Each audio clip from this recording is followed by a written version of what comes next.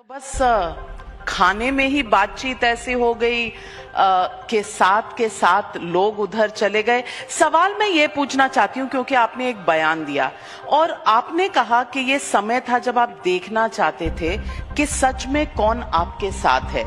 इसके लिए क्या राज्यसभा के चुनाव करवाने जरूरी हैं ये जानने के लिए कि अखिलेश यादव की पार्टी में कौन सच्चा साथी है? देखिए, आपने डिनर की बात की लेकिन डेजर्ट्स की बात नहीं की। डेजर्ट्स लगता है बीजेपी के पास अच्छे हैं। जलेबी दे रहे हैं कि रसगुल्ला दे रहे हैं कि गुलाब जामुन दे रहे हैं। अच्छा, गुलाब जामुन में कुछ भर कर के भी दिया जाता है आजकल। तो कहीं ऐसा तो नहीं बीजेपी का जो गुलाब जामुन रहा हो उसके अंदर कुछ छिपा रहा हो जिसके कारण कुछ हमारे साथी चले गए छोड़ करके। लेकिन अखिलेश जी वो तो जिसने खाया, वो कहते हैं ना लड्डू ऐसा, जिसने भी खाया वो भी पछताया, जिसने नहीं खाया वो भी पछताया। लेकिन राजनीति क्या अब डेजर्ट्स पर, गुलाब जामुन पर आकर टिक गई है या फिर ये कहें कि लहर ऐसी चली है मोदी की कि 400 पार उन्होंने नारा दिया, आप कहीं 450 पार ही ना करवा दें? देखिए, आप कहावत को खराब मत करिए। कहावत वो शादी को लेकर के है, जो खाए वो पछताए, जो न खाए वो पछताए। तो आप कहावत को खराब मत करिए। नहीं, और क्या है ना कि बीजेपी को अगर ये लगता था कि हम बहुत ताकतवर हैं, हम अपने काम पर भरोसा करते हैं, हम कुछ उद्घाटनों पे भरोसा करते हैं, तो उन्हें दूसरी पार्टी को तोड़ने की क्या जरूरत है? दूसरे दल के लोगों को लालच देने की क्या जरूरत है? आप उनका रिकॉर्ड निकलवा रहे हो कि इनके किस थाने में एफआईआर है। अरे भाई, एफआईआर थी तो आपने पहले क्यों नहीं याद रखी? आपको केवल वोट चाहिए इसलिए एफआईआर याद आ रही है। और फिर दिल्ली से लेके लखनऊ तक, दिल्ली से लेके लखनऊ, लखनऊ से लेके दिल्ली। अरे आपने तो इतना काम किया है, अमृत काल चल रहा है आपका, आप विश्व गुरु बन गए हो, आपने तो न जाने कितना इंफ्रास्ट्रक्चर काम किया है। फिर आपको जरूरत क्यों पड़ रही है विधायकों की? और फिर आपका अपना नहीं, दूसरों का उधार के लेकर ले रहे हो आप।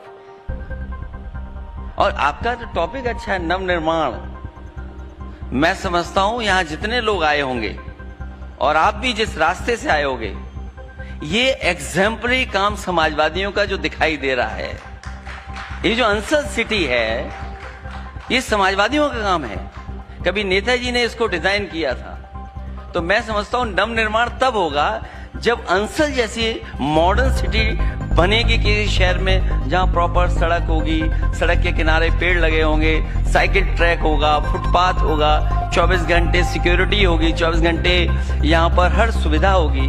और जो इन्वेस्टमेंट जो दिखाई दे रहा है, ये समाजवादियों की देन है यहां पर। चाहे वो लुलु मॉल हो, चाहे आपका मेदांता हो, चाहे वो स्वीडिश स्कूल हो, चाहे आपका बेस्ट प्राइस हो, चाहे आपका अमूल हो, चाहे आपका पराग हो, चाहे आपका कैंसर इंस्टीट्यूट हो। और सोचिए, बीजेपी के सबसे बड़े नेता जो पूर्व में प्रधानमंत्री रहे, अटल बिहारी वाजपेयी जी के नाम पर यूनिवर्सिटी बननी थी, इन्होंने कैंसर इंस्टीट्यूट की जगह काट करके नई जगह नहीं ली। इन्होंने कैंसर इंस्टीट्यूट के पास जो हार्ट का एक अच्छा अस्पताल बनना था, उसकी जमीन छीन करके हार्ट अस्पताल ना बना करके आप यूनिवर्सिटी बना रहे हो। और सोचो किसने उसका शिलान्यास किया था? लोक भवन, जहां मुख्यमंत्री जी बैठते हैं, उसके सामने प्रधानमंत्री जी ने शिलान्यास किया था। और कब किया था शिलान्यास? तो क्या नवनिर्माण हो रहा है? आपका कहना है कि पिछले 10 सालों में कोई कार्य ही नहीं हुआ उत्तर प्रदेश में। जहां देखो एयरपोर्ट बन रहे हैं, जहां देखिए हाईवे बन रहे हैं, जहां देखिए जन कल्याण के काम हो रहे हैं। सरकारी स्कीमों की बात करें तो प्रधानमंत्री आवास योजना है, प्रधानमंत्री उज्ज्वला योजना है, आयुष्मान भारत कार्ड है। मैं पूछना चाहती हूं कि ये कौन से चश्मे हैं कि राजनीति में विपक्ष को सत्ता पक्ष का कोई काम नजर ही नहीं आता? नहीं, चश्मा कोई नहीं है। अगर चश्मा विपक्ष के पास नहीं है तो चश्मा प्रेस के पास भी नहीं है, क्योंकि ये कॉर्पोरेट हाउसेस हैं। एयरपोर्ट बन नहीं रहे हैं, एयरपोर्ट बेचे जा रहे हैं। एयरपोर्ट बन नहीं रहे हैं, एयरपोर्ट बेचे जा रहे हैं। और जितने भी एयरपोर्ट बनाने का दावा सरकार कर रही है, वहां पहले से हवाई पट्टियां थी। और अगर एयरपोर्ट बन रहा है उसका स्वागत सबने किया है, लेकिन क्या आप किसान की जमीन छीन लोगे? आप मार्केट वैल्यू नहीं देंगे? आप कोई पुण्य काम करने जा रहे हैं, अच्छा काम करने जा रहे हैं, आप उसका सर्किट रेट नहीं बढ़ा सकते हैं? कहने को तो आप कह रहे हो कि हम इतनी $1 ट्रिलियन इकोनॉमी बना रहे हैं। अरे आप किसान को 500 करोड़ रुपए नहीं बढ़ा सकते? अयोध्या में अगर एयरपोर्ट बना, वहां के किसान सरयू नदी में चले गए, पानी में खड़े होकर के, और जनेऊ पकड़ करके उन्होंने कसम खाई कि हमें मुआवजा नहीं दिया जा रहा है, हम भारतीय जनता पार्टी को वोट नहीं देंगे और आने वाली पीढ़ी को भी कह के जाएंगे कि वोट नहीं देंगे। तो आप कोई पुण्य काम कर रहे हैं, अच्छा काम कर रहे हैं, तो मार्केट वैल्यू को तो पैसा दीजिए किसान को। आप क्यों नहीं दे रहे हैं? आप तो अखिलेश यादव हर सरकार स्कीम चलाती है। आवास क्या अभी बन रहे हैं? आवास तो पहले से भी बन रहे हैं। और मैं आपको याद दिला दूं, जब से इंदिरा आवास आया, समाजवादियों ने समाजवादी हाउस बनाए, समाजवादी घर बनाए, हम लोग 3,45,000 रुपए देते थे। सोलर एनर्जी की बात आज कर रहे हैं। आप देख कर क्या, ये हर लोहिया आवास में सोलर एनर्जी से उनको बिजली उपलब्ध होती थी, पंखा चलता था उनका, एलईडी बल्ब चलता था। आप इनके प्रधानमंत्री आवास में बताइए कहाँ है सोलर पैनल? अब मुश्किल तो ये है कि हम अगर कोई बात बता दें तो ये नकल कर लेंगे उसकी, कहेंगे अब हमारे आवास में भी सोलर जलेगा। मुश्किल इस बात की है। लेकिन अगर सब कुछ इतना अच्छा चल रहा था, सब काम हुए थे, तो फिर 2017 के चुनाव, 2022 के चुनाव क्यों नहीं जीती आपके पार्टी? और 2014, 2019 की चुनाव क्यों नहीं जीते विपक्ष की पार्टियां? और इस बार इंडिया गठबंधन का आपने वादा किया है, वादा ऐसा किया था, लेकिन जो कन्वीनर थे नीतीश कुमार साहब वही चले गए। क्रॉस वोटिंग हो रही है, आपका एक मेंबर ऑफ पार्लियामेंट राज्यसभा से आ ही नहीं सका। और जिन्हें आप पढ़ा लिखा दोस्त कहते थे, जो किसानों के पक्ष की बात करता था, जयंत चौधरी जी की मैं बात कर रही हूँ, वो भी अब आपके साथ नहीं है। अखिलेश जी, ये क्या हो रहा है? आपने बहुत सारे सवाल क्लब कर दिए हैं। अगर आप एक एक पूछेंगे, मैं एक एक का जवाब दूंगा। तो एक एक का जवाब दीजिए। पहले बताइए कि आप चुनाव क्यों हारते जा रहे हैं, अगर सब काम आपने किए? आप मुझसे पूछिए कि कौन से सवाल का मैं जवाब दूं। आप कहिए कि 2017, 2022 के चुनाव क्यों हारे, जब इतना काम किया था समाजवादी पार्टी ने? 2017 का चुनाव, मुझे चुनाव चिन्ह जब हमारा नॉमिनेशन हो गया तब हमें चुनाव चिन्ह मिला। 2017 का चुनाव अलग परिस्थितियों में चुनाव था, जिसकी वजह से जो मेहनत हमें करनी चाहिए थी, जिस तरीके का हमको तैयारी करनी थी, उस वजह से नहीं जीत पाए। और कभी कभी भारतीय जनता पार्टी की जो रणनीति होती है, हम लोगों को समझा रहे थे कि देखिए वर्ल्ड क्लास हमने एक्सप्रेस वे बनाया है, हमने वर्ल्ड क्लास हॉस्पिटल बनाया है, मेट्रो दी है लखनऊ में, मेट्रो कानपुर में दी है, मेट्रो आगरा में दी है, वाराणसी में मेट्रो बनेगी, अमूल के प्लांट दिए हम लोगों ने, लैपटॉप डिस्ट्रीब्यूशन दिया हम लोगों ने, समाजवादी पेंशन दी, डीबीटी सिस्टम लेकर के आए, सबसे ज्यादा ब्रांचेस हम लोगों ने खोली और सबसे ज्यादा हम लोगों ने काम करके दिखाया। हम समझा रहे थे, बीजेपी के लोग बहका रहे थे। तो समझाने में और बहकाने में फर्क है। हम समझाते रहे, बीजेपी के लोग बहकाते रहे, बहकाने वाले जीत गए, समझाने वाले हार गए। और एक बार नहीं दो बार, एक बार नहीं दो बार। और आरोप आप लगा रहे हैं देश की जनता पर कि जनता मूर्ख है, वो बहकाने वाले के साथ चली गई, समझाने वाले के साथ नहीं।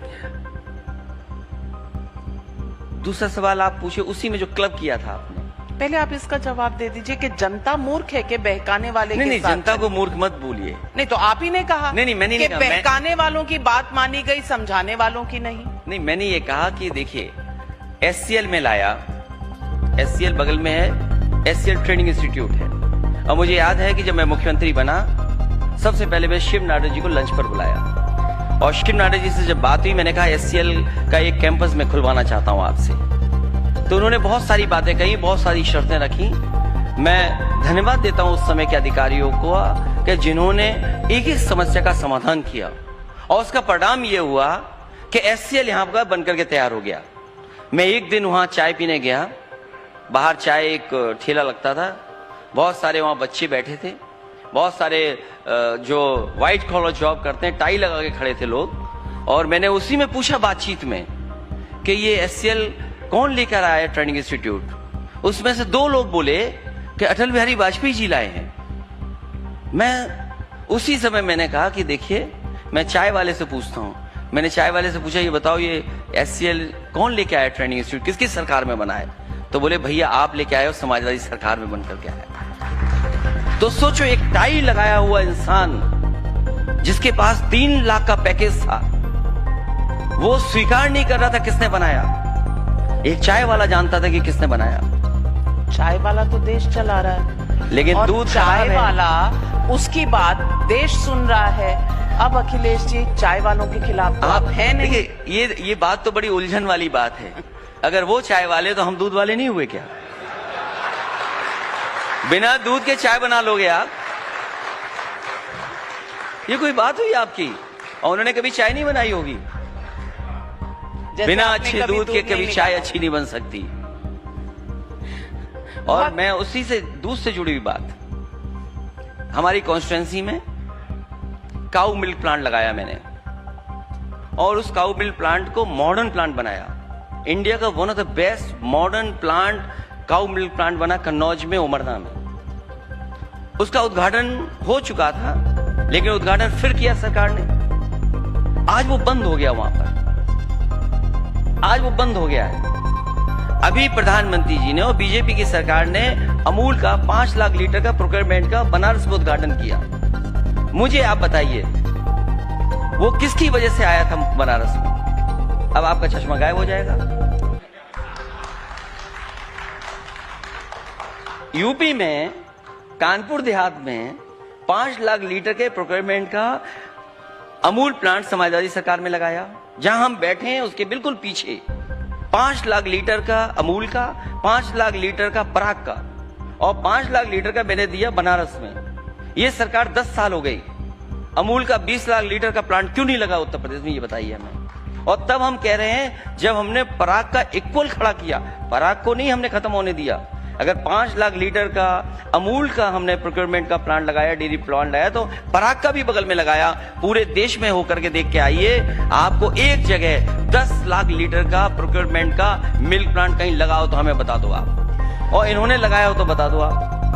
तो जनता आपकी बात क्यों नहीं मांग रही? जनता की बात तो बाद में करूंगी। अरे आपने कभी नहीं दिखाया। आपके अपने विधायक गुलाब जामुन के पीछे चले जाते हैं आपकी पार्टी छोड़कर। आपके चैनल को स्टोरी बतानी चाहिए थी कि देखिए इससे कितना रूरल इकोनॉमी को फायदा हो रहा है, इस रूरल इकोनॉमी के किसान को कितना लाभ पहुंच रहा है।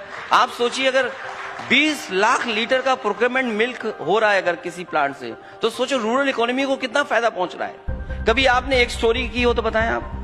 स्टोरी जितनी भी करते हैं, आपकी बहुत सी स्टोरीज हम नहीं, मैं ये जानना चाहता हूं, आपकी स्टोरी आपके अपने विधायक क्यों नहीं बोल रहे, क्यों नहीं मान रहे? मैं ये सवाल आपसे पूछूं, आप सवाल से बच रहे हैं। अब दुख इस बात का है कि एक बीजेपी के विधायक, समाजवादी पार्टी के विधायक बीजेपी के बहुत अच्छे संपर्क में थे, मुझे बहुत पहले से पता था। तो मैं इसलिए खुश होता था कि चलो बीजेपी की बातें ये हम तक पहुंचा रहा है।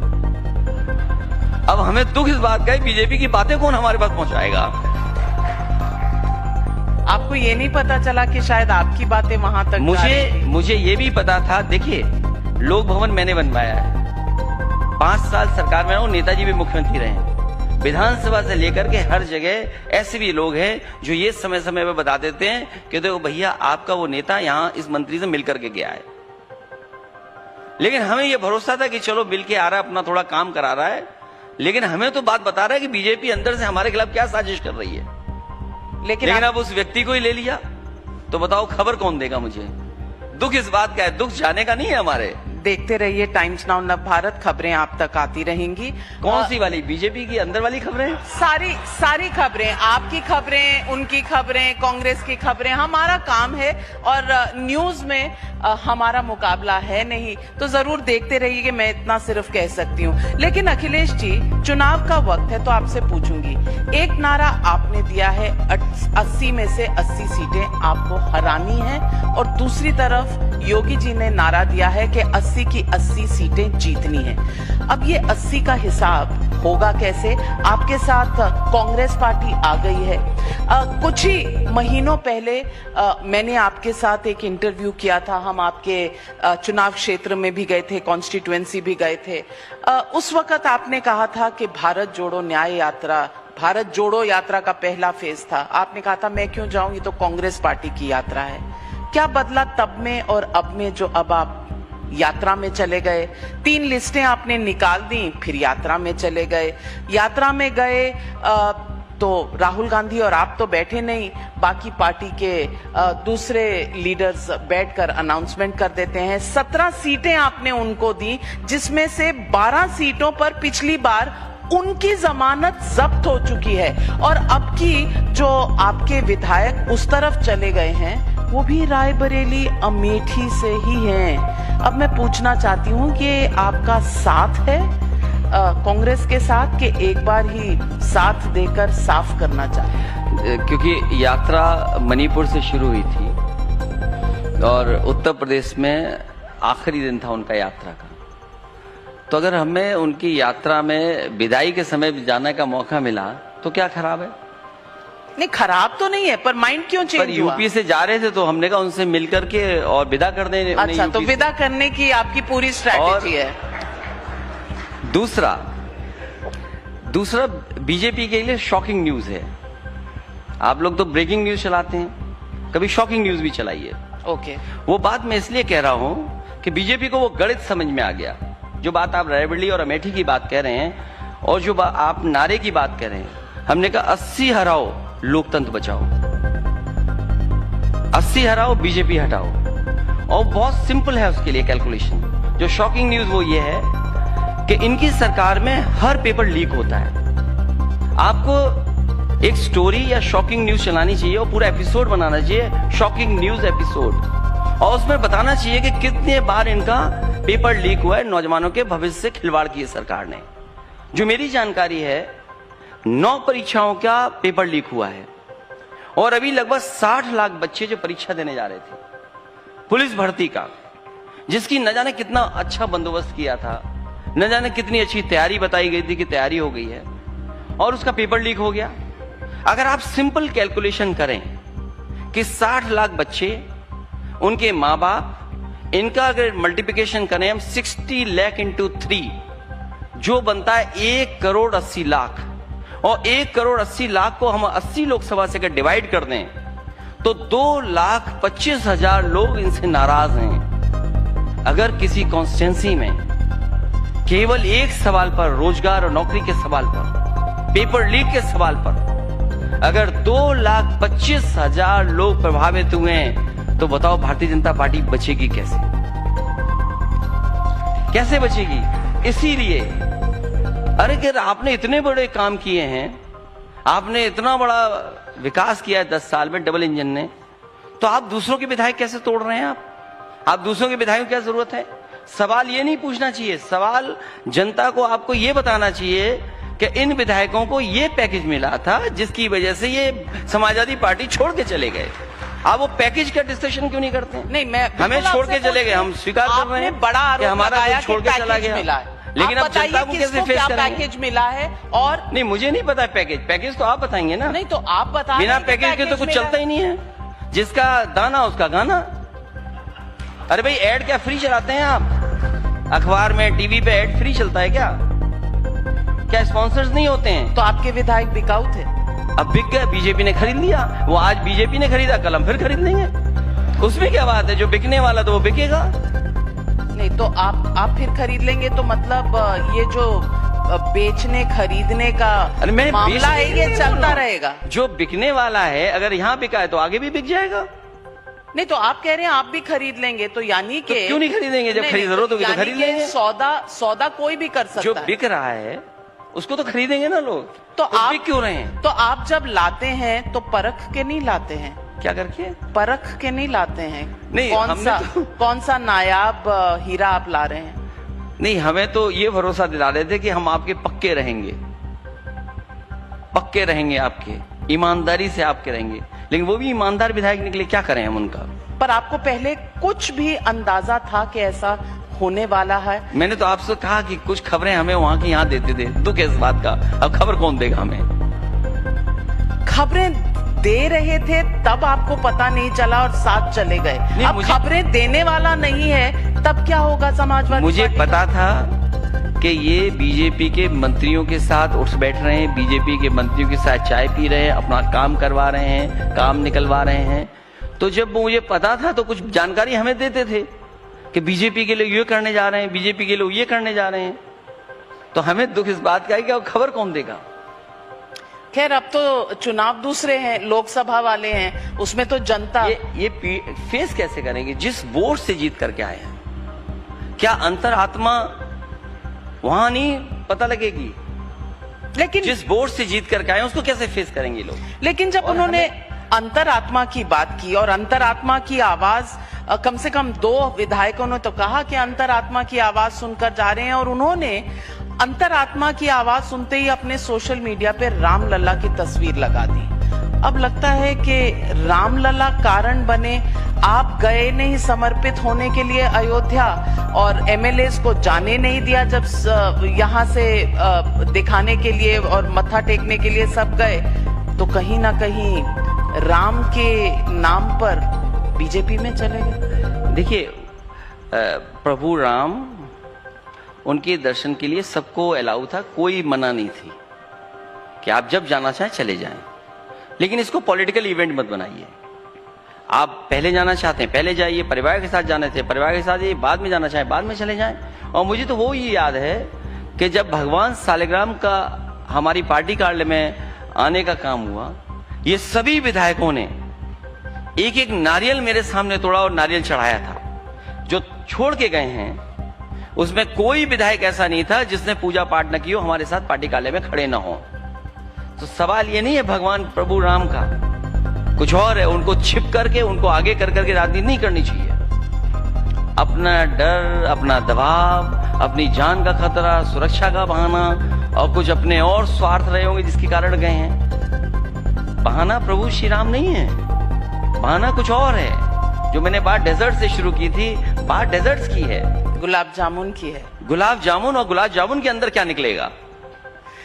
लेकिन अखिलेश जी, जो मूल सवाल है वो मूल सवाल ये है कि बीजेपी का आरोप आप पर है कि आप तुष्टीकरण की राजनीति करते हैं। आपने असेंबली में स्टेटमेंट दिया था कि आपके बुलाने से नहीं जाऊंगा राम के यहाँ, और आपने एक बार ये भी सार्वजनिक तरीके से कहा था कि जब बुलावा आएगा तो मैं खुद दर्शन पे चला जाऊंगा। लेकिन मुझे लगता है 1.25 महीना हो चुका है प्राण प्रतिष्ठा के बाद, बुलावा नहीं आ रहा है अयोध्या से आपको, रामलला याद नहीं आ रहे। मैं हिंदू हूँ, सनातन धर्मी हूँ, भगवान को मानता हूँ, सब भगवानों को मानता हूँ, जितने अवतार हैं उनको मानता हूँ, देवी देवताओं को मानता हूँ मैं। और मेरा मानना है, और मेरे से जैसे बहुत सारे लोग हैं, वो यही मानते हैं कि जब बुलावा आता है तब जाएंगे हम। जब अपने आप मन करेगा हम जाएंगे, दर्शन करेंगे। आप कहें जबरदस्ती जाएंगे, क्यों जाए हम जबरदस्ती? क्या आप बुलावा आया था वहां से आपका? मुझे तो आया था, मैं तो गई थी। तो आप, हमें तो ये मान्यता है कि जब बुलावा बुलाते हैं तो अपने आप लोग चले जाते हैं। इसका आपको आ गया, अभी हमारा इंतजार कर रहे हैं, हम बाद में जाएंगे उसके बाद। कहते हैं कि दिल की बात सुननी पड़ती है तभी बुलावा सुनाई देता है। नहीं, दिल की बात तो नहीं सुनते भगवान। भगवान पूजा पाठ की बात सुनते हैं। खुद के दिल की बात सुननी पड़ती है, तब बुलावा भगवान का सुनाई देता है। भगवान को मानते हैं, जब भगवान बुलाएंगे हम चले जाएंगे। तो फिर ये बताइए, दूसरे भगवान बुला रहे हैं तो वहां जाते हैं। अभी हमारे इटावा में हमारे भगवान है, वो बुलाते हैं, हम कई बार जा चुके हैं। अच्छा, तो अयोध्या से कोई खास आपकी? मैं जाऊंगा, मैंने कहा कि मैं जाऊंगा। तो ये बताइए कि अभी इलाहाबाद हाई कोर्ट ने एक ऑर्डर दिया और एक ऑब्जर्वेशन भी दी कि 1993 में जो व्यास तहखाना था, जो एक गैर कानूनी तरीके से आपकी सरकार यानी मुलायम सिंह जी, स्वर्गीय मुलायम सिंह यादव जी की सरकार ने वहां ताले लगा दिए थे, वो गलत फैसला था। आज हाइंडसाइट में आपको लगता है कि तुष्टीकरण की पॉलिटिक्स में वो एक गलत स्टेप था? आप बात तो नवनिर्माण की कर रहे हैं और जा कहां रहे हैं आप? उन परिस्थितियों में क्या रिपोर्ट्स रही होंगी सरकार के सामने, क्या फैसले लेने के समय आया होगा, और मैं समझता हूं जो एडमिनिस्ट्रेशन ने डिसीजन लिया होगा उसी का परिणाम रहा होगा। लेकिन जो इस वक्त कोर्ट का ऑर्डर आया है, वो परिस्थिति देखकर नहीं बोल रहे हैं? आपको इससे ज्यादा चर्चा ये करनी चाहिए थी कि चंडीगढ़ में जो मेयर के चुनाव में हुआ, क्योंकि हम लोग 2024 के चुनाव में जा रहे हैं। अगर वो वोट बैलेट से ना पड़े होते और वहां सीसीटीवी कैमरा ना होता मैं धन्यवाद देता हूं सुप्रीम कोर्ट को। और सोचिए सुप्रीम कोर्ट ने क्या कहा, ऐसा टर्म का इस्तेमाल करना कि लोकतंत्र बिल्कुल खत्म हो जाएगा। इसीलिए मैंने कहा कि कभी समुद्र मंथन हुआ था, इस बार संविधान मंथन होने जा रहा है। एक तरफ वो लोग होंगे जो संविधान को बचाना चाहते हैं, एक तरफ वो लोग हैं जो संविधान को खत्म करना चाहते हैं। इसलिए संविधान मंथन होने जा रहा है, ऐतिहासिक चुनाव होगा और उत्तर प्रदेश से भारतीय जनता पार्टी का सफाया होगा। चलिए, आपने जो कहा जो गलत है वो गलत है, वो कभी भी सही नहीं ठहराया जा सकता। और जो चंडीगढ़ में हुआ वो 100% गलत था, इसमें कहीं कोई दो राय नहीं है। किसी के दिमाग में, किसी के दिल में कोई कंफ्यूजन नहीं है इस बात को लेकर। लेकिन मैं एक सवाल आपसे और पूछना चाहती हूँ। गलत पेपर लीक आपको उत्तर प्रदेश में दिखता है, आपकी अलायंस पार्टनर की सरकार राजस्थान में थी, कांग्रेस पार्टी की। कितने पेपर लीक हुए, क्यों नहीं किया आपने? अरे मैं इतना बड़ा नेता नहीं हूँ। अच्छा। मैं यूपी के लिए हूँ केवल। अभी हमारी पार्टी राष्ट्रीय पार्टी नहीं बनी है। हाँ, यूपी से हम लोग 80 जीत जाएंगे, उसका राष्ट्रीय पार्टी भी बना लेंगे। अच्छा, तो फिर आपने राजस्थान के बारे में नहीं बोला, आपके अलायंस पार्टनर के बारे में नहीं बोला, उनकी सरकारों के बारे में आप नहीं बोलते, तो आपको संदेश खाली में भी कुछ बोलने की जरूरत नहीं है। वहाँ महिलाओं की उत्पीड़न हो, उन पार्टियों के साथ आप अलायंस कर सकते हैं, लेकिन वहाँ के मुद्दे आपको नजर नहीं आते। देखिए, मैं जो जितना मैंने डेटा देखा है, 9 पेपर लीक कहीं किसी प्रदेश में नहीं हुए होंगे, इससे 9 से ज्यादा परीक्षाओं के। और मेरे पास लिस्ट है, पूरी लिस्ट है मेरे पास कि कितने पेपर लीक उत्तर प्रदेश में हुए। और बताइए, 60 लाख बच्चों का क्या भविष्य अंधकार में नहीं है? आरओ एआरओ वाले बच्चे धरने पे बैठे हैं। आप व्हाट्सएप पे पेपर लीक है पूरा, सरकार स्वीकार ही नहीं कर रही उस बात को। और फिर एक बच्चे ने कहा कि मैं ये उसकी आत्महत्या करने से पहले का पत्र है, कन्नौज का ब्रजेश पाल, उसने आत्महत्या कर ली। उसने कहा कि इस डिग्री जो मुझे नौकरी नहीं दे सकती, उस डिग्री का रखा और रखू करूंगा क्या मैं? उसने जला दी डिग्री और आत्महत्या कर ली।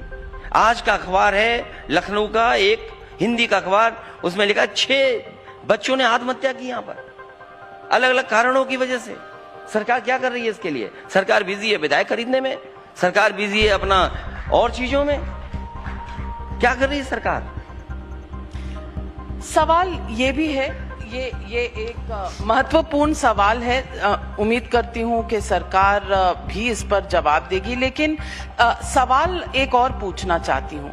पिछले 2 चुनाव लोकसभा के, पिछले 2 चुनाव विधानसभा के, इनमें आपके साथ बहुत से साथी आए, बहुत से साथी गए। जब साथी साथ थे तब तो आप रोक नहीं पाए।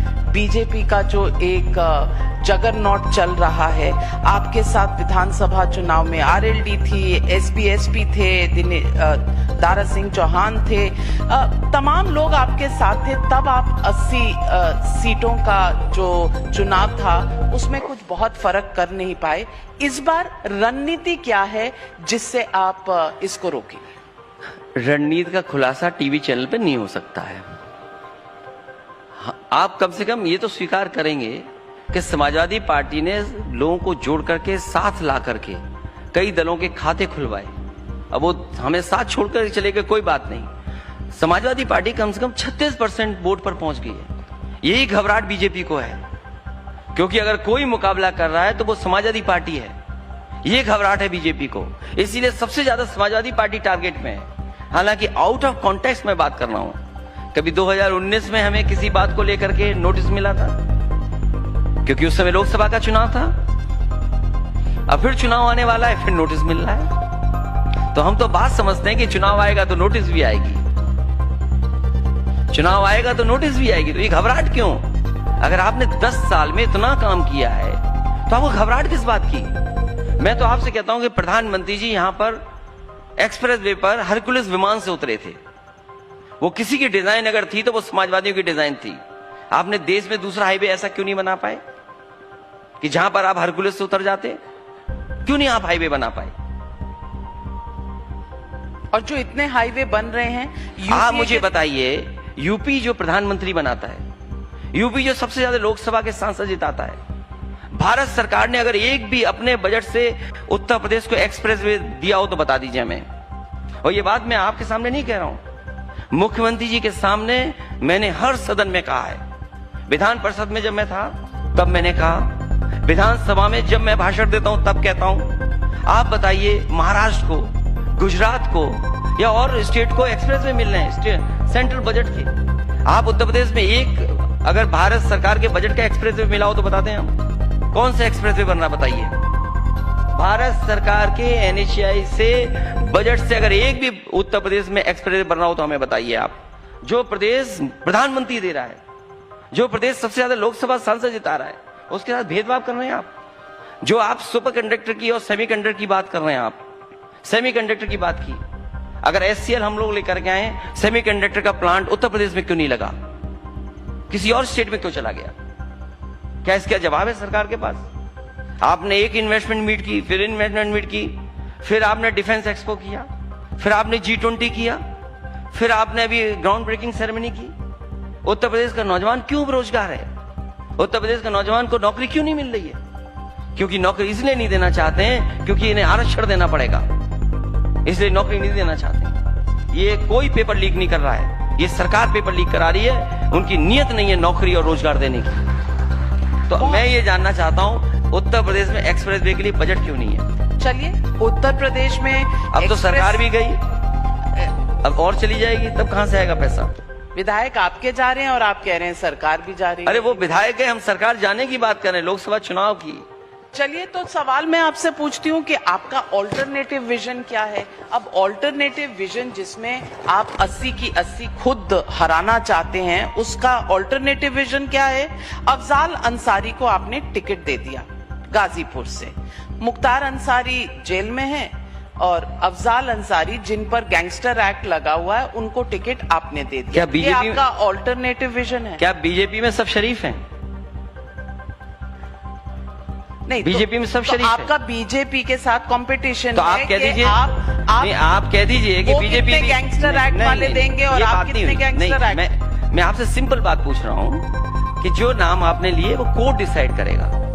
भाई हम न्यायालय पे भरोसा तो करेंगे कि न्यायालय क्या करता है, न्यायालय क्या फैसला लेता है। यहाँ बहुत सारे ऐसे मुकदमे झूठे लगते हैं। अब लखनऊ शहर में अकबरगंज है, अकबर नगर, आप सोचिए वहां 40 साल से 50 साल से लोग रह रहे हैं, उन्हें डराया जा रहा है, उन्हें झूठे मुकदमे लगाए जा रहे हैं और उनके बुलडोजर चल गया। बताइए, जो लोग दादा परदादा से रह रहे थे घर बना करके, आप नाले पर रिवर फ्रंट बना रहे हैं, उन गरीबों का घर तोड़ रहे हैं बुलडोजर से आप। और सरकार कैसे काम करती है, मैं आपको उदाहरण देता हूं। कोविड के समय पर मुझ पर और जैन चौधरी पर एक केस हुआ नोएडा में। आप सोचेंगे किसने चार्जशीट लगाई हमें? सरकार की नीयत देखिए आप। जैन चौधरी जी पर जब चार्जशीट लगवानी थी तो उन्होंने एक जाट अधिकारी ढूंढ से उससे चार्जशीट लगवा दी। हम पे चार्जशीट लगवानी थी तो एक यादव अधिकारी ढूंढ करके चार्जशीट लगवा दी। यह है सरकार का काम करने का तरीका। तो पीडीए का ख्याल रखा जा रहा है, पीडीए परिवार बढ़ता चला जा रहा है, तो फिर इससे तो आपको कोई ऑब्जेक्शन नहीं होना चाहिए। नहीं, मैं दूसरी बात कर रहा हूं, आप समझ नहीं पाए। मैं समझ पाई हूँ, लेकिन मैं ये बता रही हूँ कि यादव अधिकारी अगर इतना सशक्त है कि आप पर चार्जशीट लगा रहा है, उस अधिकारी पर कितना दबाव होगा? सवाल ये है कि देखिए, यादव अधिकारी ढूंढा, उससे हम पे चार्जशीट लगवाई। एक जाट अधिकारी ढूंढा, उसपे जैन चौधरी की चार्जशीट लगवाई। लेकिन जैन चौधरी आपके साथ मुकदमा खत्म करवा लें भाई। अब सरकार में चले गए तो मुकदमा खत्म करा लें, जब उनका खत्म होगा तो हमारा भी खत्म हो जाएगा। एक ही तो एफआईआर में दोनों के नाम है। अच्छा, तो इसलिए आपने तो नहीं भेजा वहां? नहीं, मैंने नहीं भेजा, क्योंकि आपने तो उन्हें पढ़ा लिखा कहा था और आपने ये भी, और उन्होंने ये कहा था मैं चवन्नी थोड़ी हूँ कि कहीं भी चला जाऊं। मैं, आप चवन्नी कह सकते हैं लेकिन मैं नहीं कह सकता हूँ, क्योंकि मैं जो पॉलिटिकल आदमी हूँ तो मुझे फेस करना पड़ेगा। उन्होंने कहा था, मैंने नहीं कहा था। नहीं, आप ये मैं उनको कोट कर रही हूँ। नहीं, आप चवन्नी कह सकती है लेकिन मैं नहीं कह सकता। आप कह सकती हैं क्योंकि हमें तो उनके बीच फिर जाना है। मैं उनको कोट कर रही हूँ। तो उन्होंने क्या कहा था? उन्होंने कहा था, मैं उनसे जब ये सवाल किसी ने पूछा, किसी पत्रकार ने, तो उन्होंने कहा चवन्नी थोड़ी हूँ कहीं चला जाऊंगा। तो जब मुझसे दोस्ती दोबारा होगी तो मैं पूछूंगा क्यों चले गए थे। तो अभी दोस्ती नहीं है? नहीं, अभी दोस्ती क्या है, वो तो समाजवादी पार्टी ने उन्हें जिताया, दूसरे सदन में पहुंचा दिया। आप सोचिए, राज्यसभा कितने 37 पर बनते हैं राज्यसभा, और जब उनके विधायक मेरे पास आए थे तो मैंने उनसे कहा था कि मुझे छोड़ के बच जाना, और मैंने कहा हमारा साथ देना हमेशा। एक एक विधायक ने मुझे आश्वासन दिया था कि हम आपका साथ नहीं छोड़ेंगे। तो क्या देखा मैंने अभी? एक राज्यसभा उनको बनाया जिन पे 9 विधायक थे, 37 पर एक राज्यसभा बनता है। और वही 9 अगर आज हमारे पास होते तो आज समाजवादी पार्टी का राज्यसभा सांसद होता। आज लोग रंजन चुनाव नहीं हारते। आप सोचिए किसको जिता रहे हैं आप? सब आपके साथ धोखा क्यों कर रहे हैं? बीजेपी को सब अच्छे लोग चाहिए। एक बिल्डर था, बड़ी मुश्किल से हमारे साथ आया, इस शहर का बिल्डर। अरे बीजेपी के बाद तो बड़े बड़े सेठ लोग हैं, बड़े बड़े लोग हैं। वो तो सुप्रीम कोर्ट ने बता दिया कि इलेक्टोरल बॉन्ड सबसे ज्यादा किसके पास है। अरे बड़ी मुश्किल से हमें एक सेठ मिले, उसको भी छीन लिया इन्होंने। क्या लालच दिया मुझे नहीं पता, लेकिन अरे एक सेठ था वो भी छीन लिया बीजेपी के लोगों ने। एक जानकारी देता था बीजेपी को, उसको छीन लिया। एक सेठ था, उसको भी छीन लिया। पूजा पाल क्यों चली गई? पूजा पाल जो उनको यहाँ की पूजा अच्छी नहीं लगी, वहां की पूजा अच्छी लगी होगी। मैं खुद नहीं समझ पा रहा हूँ कि पूजा पाल क्यों चली गई। आप अध्यक्ष हैं पार्टी के, और मुझे आपको तो ये समझ ही नहीं आ रहा कि कौन क्यों कहाँ चला गया। आप इतने भोले हैं। मुझसे, मैं तो आपकी बात पे भरोसा कर सकता हूँ। जब मुझसे वो मिली थी लास्ट टाइम तो उन्होंने कहा आपका साथ हम कभी नहीं छोड़ेंगे, तो मैं उसी भरोसे पे था। लेकिन अब बीजेपी पे क्या दवाई है, क्या प्रसाद है, क्या तरीका है कि लोग साथ छोड़ के जा रहे हैं। अरे हमारे तो चलो छोड़ के गए हैं, एक मुख्यमंत्री हमसे ज्यादा दुखी हैं। वो एफआईआर लिखा रहे हैं, विधायक का अपहरण हो गया हमारे विधायकों का। अरे हम पे तो सरकार भी नहीं है, चलो हम तब भी दुखी नहीं है ना, एफआईआर लिखा रहे हैं किसी के खिलाफ। सोचिए कहां लोकतंत्र पहुंचा दिया। इसीलिए मैंने कहा कभी समुद्र मंथन हुआ था, ये संविधान मंथन होने जा रहा है। एक तरफ संविधान रक्षक लोग होंगे और एक तरफ संविधान भक्षक लोग होंगे। ये जनता को तय करना है किसके साथ खड़ा होना है। संविधान मंथन कांग्रेस पार्टी के साथ आप करेंगे तो उसमें जिन्होंने संविधान का कत्लेआम किया था 1975। अब ये क्या बात हुई? ये तो बात क्या हुई? क्यों इमरजेंसी किसने लगाई थी? अच्छा, और बीजेपी ने क्या किया है? इमरजेंसी लगी हुई है। और बीजेपी ने क्या किया? नहीं, आप यहाँ बैठे हैं, बीजेपी केवल नफरत कह रहे हैं, केवल नफरत का फैलाती है। बीजेपी केवल हिंदू मुसलमान का झगड़ा कराती है, नफरत कराती है, नफरत की राजनीति बीजेपी करती है। हिंदू मुसलमानों में झगड़ा हो रहा है, आरक्षण खत्म हो जाए, संविधान के धज्जियां उड़ जाएं, बाबा साहब का संविधान नहीं चलेगा, उनका अपना संविधान चलेगा। तो सलीम शेरवानी आपको छोड़ के क्यों चले गए? अरे वो तो बीजेपी के नहीं है, वो तो हिंदू भी नहीं है, क्या मुसलमान है। तो क्या हुआ? तो आपको छोड़ के चले गए। और आपके ऊपर आरोप ये है कि राज्यसभा के लिए या लोकसभा के लिए आपने एक भी मुस्लिम कैंडिडेट नहीं दिया। अब ये कैसा अन्याय है? MY फॉर्मूला का क्या हुआ? देखिए, आप MY था हमारा महिलाएं और यूथ। अच्छा। तो क्योंकि मैंने आप जब पॉलिटिक्स में आए ना अखिलेश जी, उससे बहुत पहले से मैं पत्रकारिता में आ गई थी और पॉलिटिक्स कवर कर रही थी। तो कम से कम ये वाला गुलाब जामुन यहाँ मत फेंकिए। और देखिए, आपको भी पीडीए के पक्ष में होना चाहिए। नहीं, मैं बिल्कुल पक्ष में हूँ, बस मैं ये जो नई नॉलेज आप दे रहे हैं इसके पक्ष में नहीं हूँ। गलती को गलती कहती हूँ। नहीं, MY जो हमारा फार्मूला था वो महिलाएं और यूथ को जोड़ने का था। और जो ये पीडीए का जो फार्मूला है उसमें आधी आबादी भी है, आप भी हैं उसमें, तो कम से कम आपको तो हमारा समर्थन करना चाहिए। मैं बिल्कुल समर्थन करती हूँ, लेकिन मैं पूछती हूँ, आपने कहा आप बंगाल और राजस्थान के बारे में नहीं कहेंगे। यहाँ पर आकर राहुल गांधी जो आपके अलायंस पार्टनर है, जिनके साथ आप भारत जोड़ो यात्रा में जाते हैं, वो आकर आपकी कल की सबसे ज्यादा वोटों से जीतने वाली जया बच्चन की परिवार की बहू को, ऐश्वर्या राय को कहते हैं वो ऐश्वर्या राय नाचती है। एक बार नहीं, 2 बार नहीं, उत्तर प्रदेश में 5 बार मैं आप चाहें तो उनकी सारी साउंड बाइट सुना दूंगी। आपने मुंह से एक लफ्ज नहीं निकाला। ये आप महिलाओं के साथ खड़े हैं। मैं जब कभी भी मिलूंगा कांग्रेस के नेता से, मैं कहूंगा कि ऐसा नहीं कहना चाहिए था। आप आज एक पब्लिक प्लेटफॉर्म पे हैं, मैं पूछ रही हूं, जब कभी मिलेंगे आप उस कमेंट्स के बाद मिल चुके हैं और बिल्कुल सार्वजनिक तरीके से मिल चुके हैं। आपने कुछ नहीं कहा, आपने ट्वीट नहीं कहा, आपने उनसे नहीं कहा, मैंने सुना नहीं था। सच्चाई ये है कि वो मैंने स्टेटमेंट नहीं सुना था, क्योंकि बहुत सारे चैनल में देखता नहीं हूँ।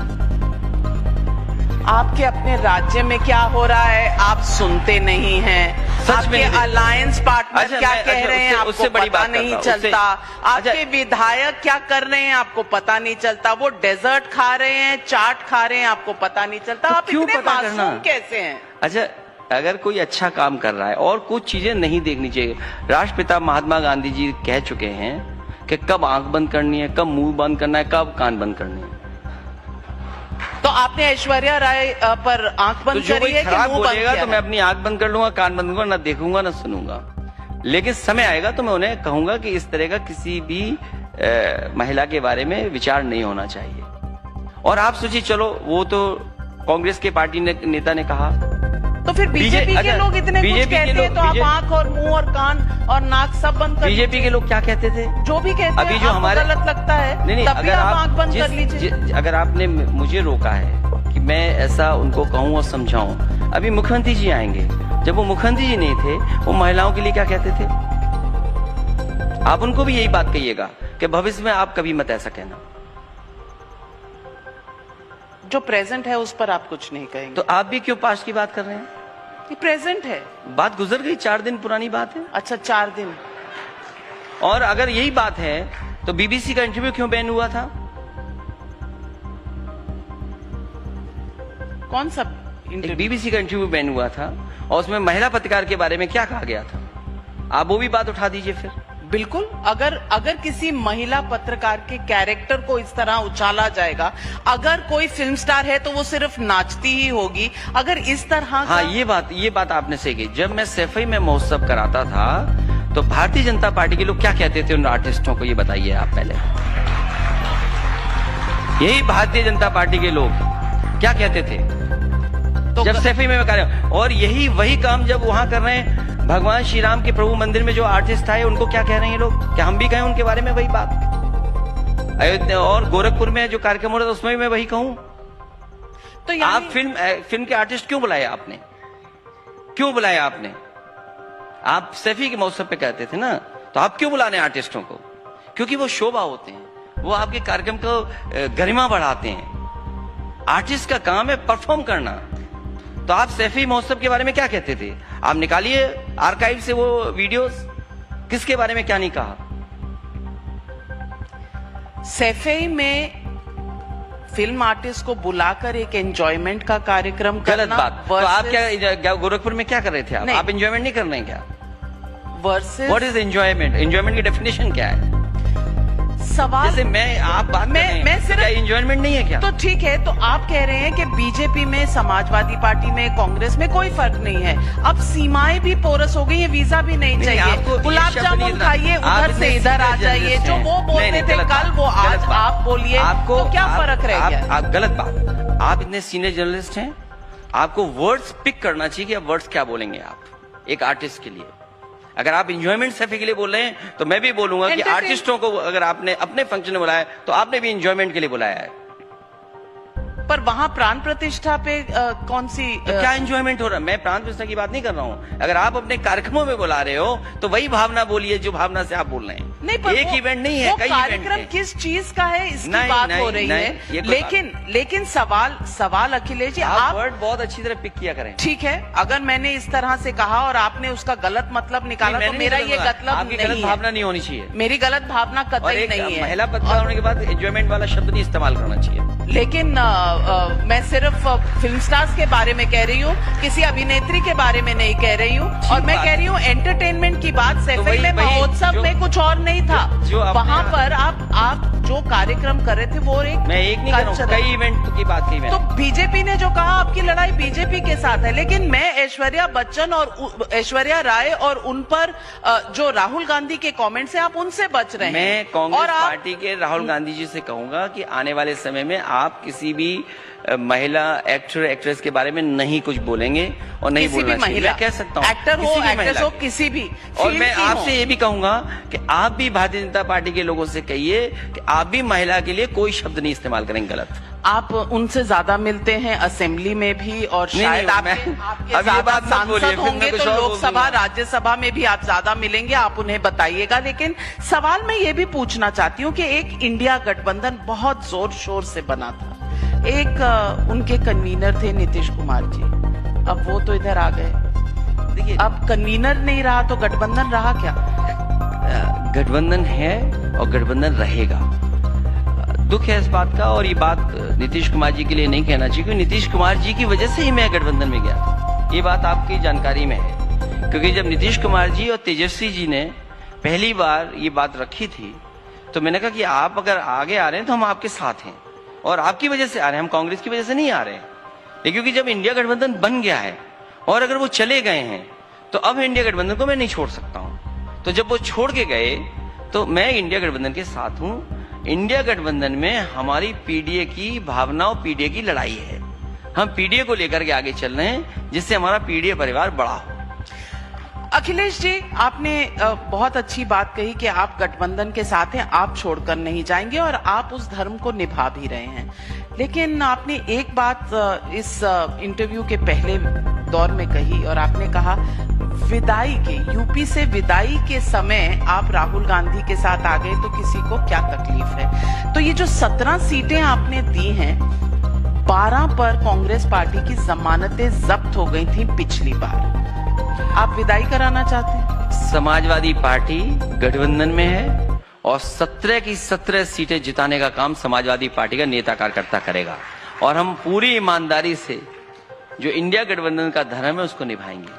और आपने कांग्रेस का वोट तो बता दिया उन 17 सीटों पे, समाजवादियों का भी तो 2022 का वोट बताइए आप। नहीं। और जो मैंने अभी फार्मूला बताया था, जिन बच्चों के साथ धोखा किया, और केवल अभी मैंने 60 लाख बच्चों के बारे में बताया। आप सोचिए, अग्निवीर, टेम्परेरी नौकरी, पहले लाखों लोग बच्चे पैरामिलिट्री में और फौज में भर्ती होते थे, लाखों बच्चे हर साल भर्ती होते थे, और सबसे ज्यादा यूपी से भर्ती होते थे। आप सोचिए, उनके भविष्य के साथ खिलवाड़ कर रहे हैं आप, आधी अधूरी नौकरी दे रहे हैं बच्चों को। ये कहां से सीमा की रक्षा कराएंगे आप, जब आपकी सीमा पर चीन खड़ा हुआ है, पाकिस्तान से आपको मुकाबला करना है और देश की रक्षा करनी, तो आप क्या अग्निवीर व्यवस्था लाए? और अग्निवीर व्यवस्था इसलिए लाए क्योंकि गांव के बच्चे नौकरी पा रहे थे, गांव के बच्चों का, उनके परिवार का आर्थिक और सामाजिक स्तर बेहतर हो रहा था। इस वजह से आपने जानबूझ करके पक्की नौकरी रोक करके ये अग्निवीर जैसी टेम्परेरी नौकरी लाने का काम किया। इन्होंने सर्वे कराया कि इस नौकरी से आर्थिक रूप से और सामाजिक रूप से कितने लोगों का स्तर बेहतर होता है। तो गांव के पीडीए के लोग थे जिनका सबसे ज्यादा सामाजिक और आर्थिक स्तर बेहतर हो रहा था, इसलिए इन्होंने जानबूझ करके ये फौज की भर्ती को रोका है। मैं आपके चैनल के माध्यम से अपने तमाम नौजवानों को कहना चाहता हूं कि 80 हराओ और पक्की नौकरी वर्दी पहन करके पाओ, ये काम हमारा समाजवादियों का होगा। बीजेपी आप पर एक और पूरे इंडिया गठबंधन पर एक और आरोप लगाती है, कहती है कि इस बार का जो चुनाव है वो बीजेपी वर्सेस पारिवारिक पार्टीज, जहां बाप के बाद बेटा, बेटे के बाद उसका बेटा अध्यक्ष बनते हैं पार्टी के। ठीक है, इस बार बीजेपी कसम खाए कि परिवार वालों से वोट नहीं मांगेगी, खाए कसम, और उनको भी टिकट नहीं देगी जो परिवार वाले हैं, कसम खाए बीजेपी। पर वो बीजेपी के अध्यक्ष नहीं बनते, ये उनका आर्गुमेंट है। मैं कह रहा हूं ना, अब मुद्दे से क्यों आप हट रही हैं?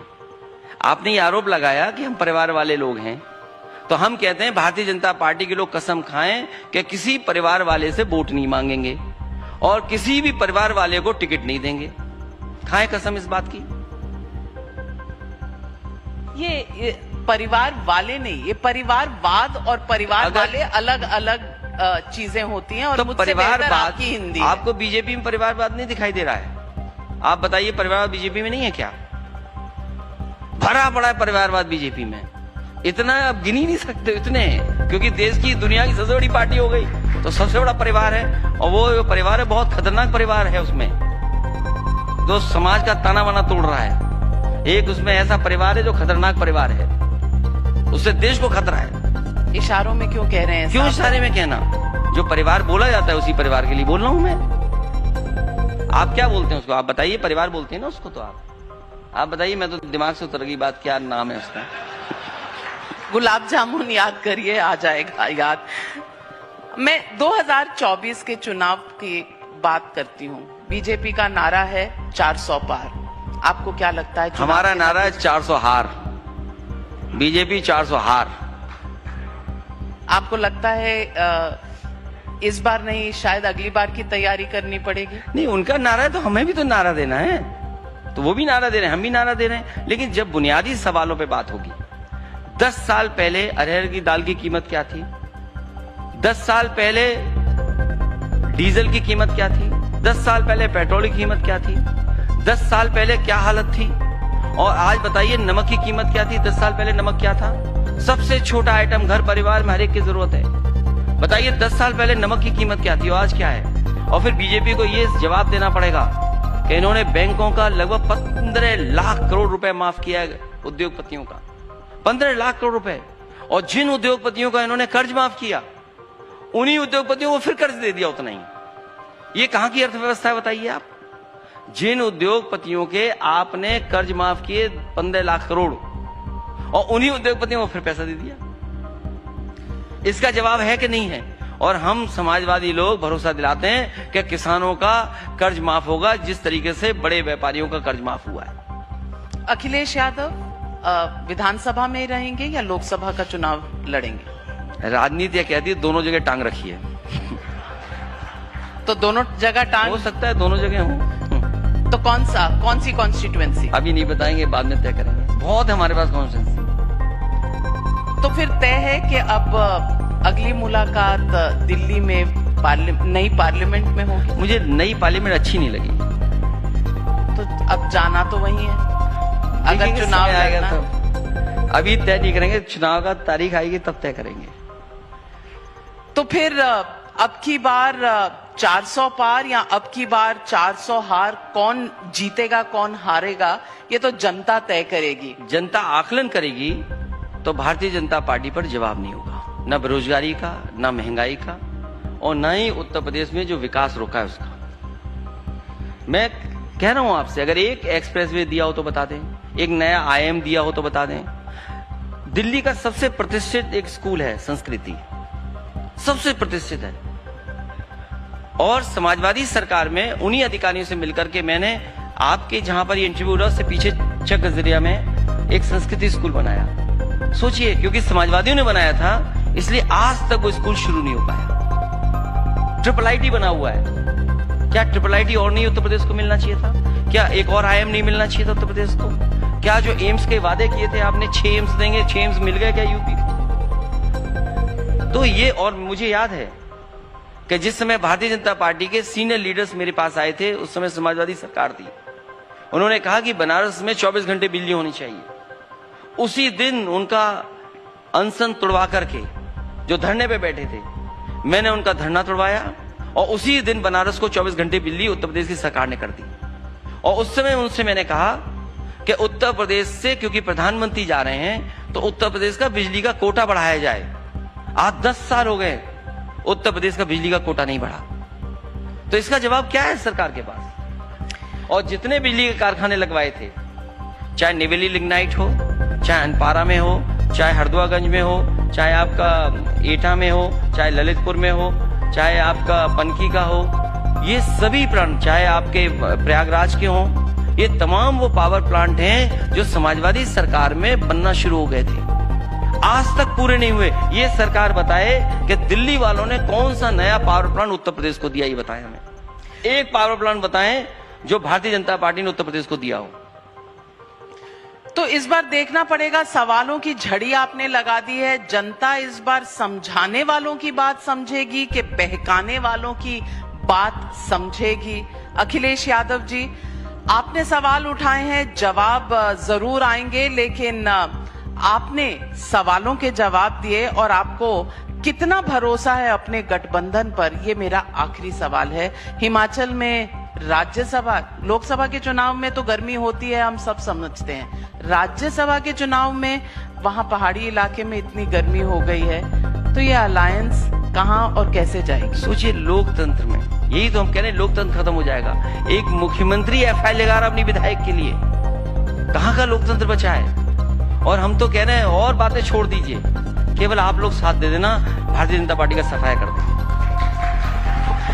अखिलेश जी, आपकी इंडिया गठबंधन मीडिया से साथ मांग रही है, जबकि पहला और एक अकेला कंसेंसस वाला डिसीजन जिसे आपने तोड़ा, और मैं आभारी हूं आपकी, आपने तोड़ा वो था बॉयकॉट करना जर्नलिस्ट को। एक वही कंसेंसस का डिसीजन है। नहीं, मैं बॉयकॉट नहीं करना चाहता था कभी। और आप हमारे साथ हैं, लेकिन बाकी इंडिया गठबंधन से हम अभी भी बॉयकॉटेड नहीं, हैं। मैं कभी बॉयकॉट नहीं किया आप लोग। बिल्कुल, तो उम्मीद करते हैं आपके यहाँ भी लोकतंत्र बचा रहेगा और लोकतंत्र का जो चौथा स्तंभ है देश का मीडिया, वो शायद इंडिया गठबंधन भी उसके साथ न्याय करेगा।